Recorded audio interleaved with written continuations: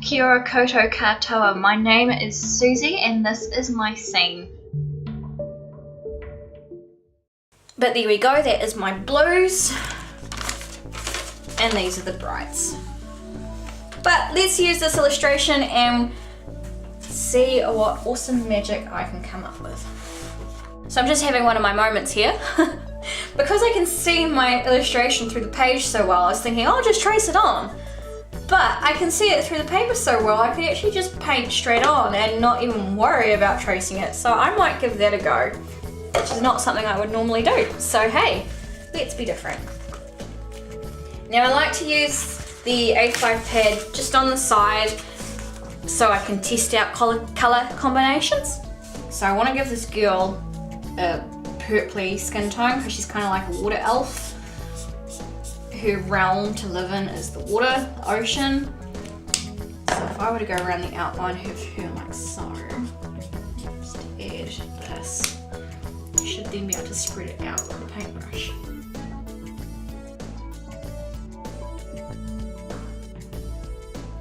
Yeah, okay, so in theory, this is gonna work.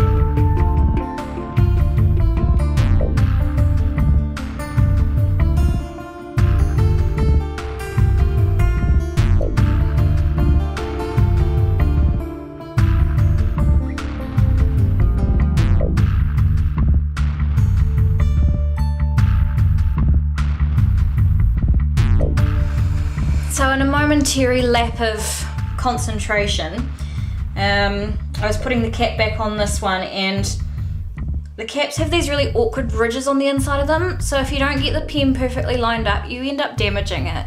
And I have gone and done just that. I was so focused on my illustration that I went to put the lid back on, caught the edges, pushed it in too hard, and you probably can't really see it, but it's ended up taking a chunk off the outside of the pen there, and that's the chunk that came off. So I mean, that's really frustrating because it's got those annoying little spots on the inside that just catch the edges of the pen, and it's gone and damaged it now, and I don't know what it's going to do to it. It still works all right, but I mean, it's pretty annoying when you go and damage your own pen like that.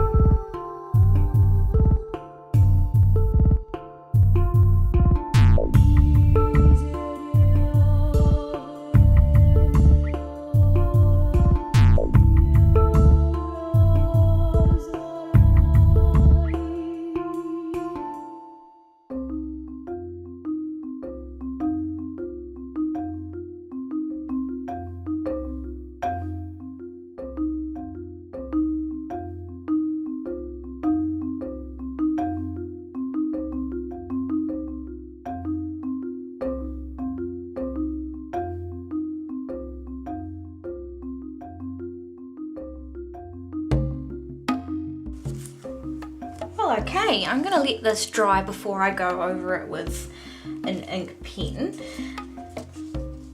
I'm reasonably happy with the way this has turned out, considering I've got limited colours and a whole heap of blues. So it's not too bad.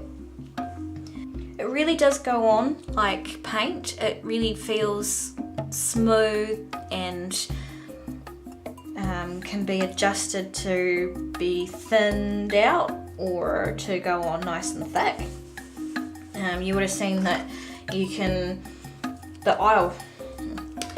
would have seen me taking my brush just to the nib and taking the ink straight off the nib like so and putting it down on the paper. That's another way of using it. And that was how I got such a thin sky blue wash up here, was by using the, which one was it? By using Phthalo Blue Light and just taking the ink straight out of the brush with the paintbrush and then thinning it out with water to get a really light wash. So these are surprisingly versatile. They can go on with this thick, vibrant ink to them.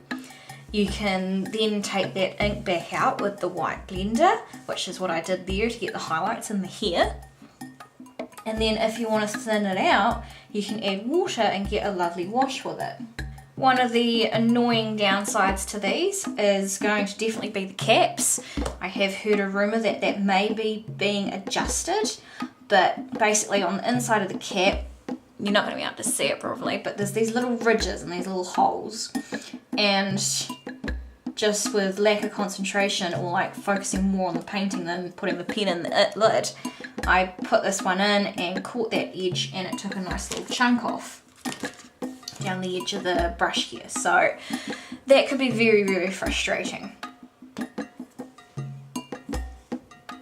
The other thing maybe that would be nice to see something different would be having coloured lids, because while there is a strip of colour around the pen itself and on the top of the lid, there isn't anything on the bottom of the pens, and especially with the white one. I mean, I managed to mix up one of the blue lids with the white lid, and now I've got blue staining on the white marker all the time because I can't quite get the lid clean.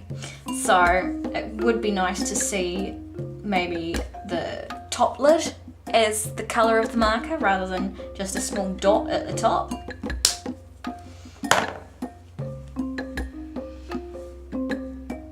But overall, I'm really loving these new markers. They're fantastic. I love how I can blend them and water them down with water and have these nice rich colours. For the most parts, the markers are pretty fluid. Some of them, the colour comes out differently from one tip to the other tip, which is kind of interesting. That seems to be happening with the blues quite a bit.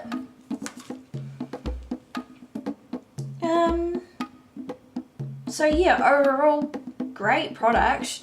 Really look forward to using it more and getting some more of the markers.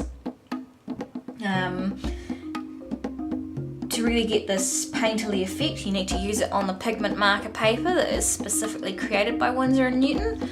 But in small doses, you can use them on other paper simply by using the pigment paper as a palette and brushing it onto your other illustrations and other paper mediums with your paintbrush.